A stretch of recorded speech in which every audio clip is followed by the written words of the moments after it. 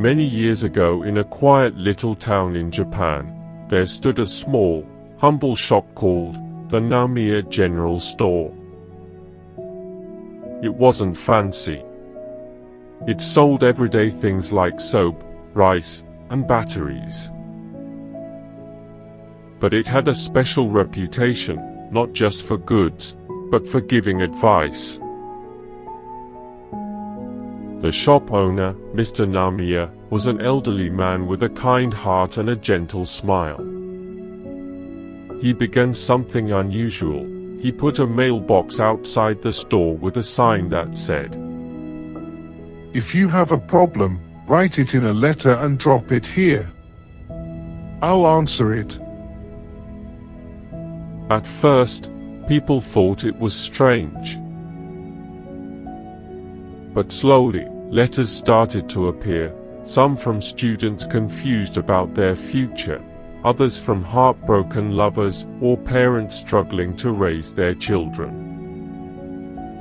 Every night, Mr. Namiya would read the letters carefully and write thoughtful, warm replies. He never gave commands, just gentle guidance. His advice wasn't always perfect, but it always came from the heart. Years later, Mr. Namiya passed away, and the store closed. Time moved on. People forgot. The shop fell into silence. One rainy night decades later, 3 young men, small-time thieves, were running from the police. They stumbled across the old, abandoned store and decided to hide inside.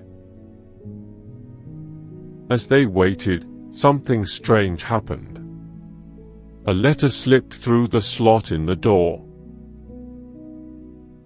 It was a question written in the past, somehow still arriving. A person had asked for advice from Mr. Namiya, but he was long gone. At first, the young men laughed. "This is nonsense," they said. But one of them, feeling curious, read the letter aloud. It was from a young woman, asking whether she should give up her dream of becoming a musician, to take care of her ill parents. Silence fell over the dusty shop. Something in the letter touched them. One of them, who had once dreamed of being a writer, said, "We should answer it." So, they did. Carefully. Honestly. As if they were Mr. Namiya. Their advice was being sent back in time, reaching people who would go on to live better lives because of it. You never know how much your words, your kindness, or your time might mean to someone, even if you're not perfect, even if you're struggling. The most ordinary person can make an extraordinary difference. Even in a quiet, forgotten shop, miracles can happen.